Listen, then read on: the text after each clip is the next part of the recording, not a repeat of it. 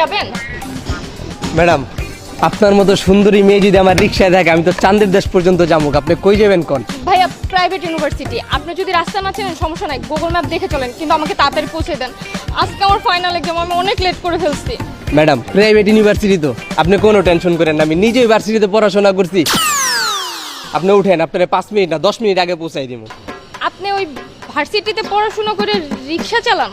Madam, ছোটবেলায় শুনতাম পড়ালেখা করে যে গাড়ি ঘোড়ায় চড়ে সে, কিন্তু এখন দেখি পড়ালেখা করে যে গাড়ি ঘোড়া চালায় সে। উঠেন, বেশি কথা বললে আবার আপনার লেট হয়ে যাবে, আপনাকে দিয়ে আসি।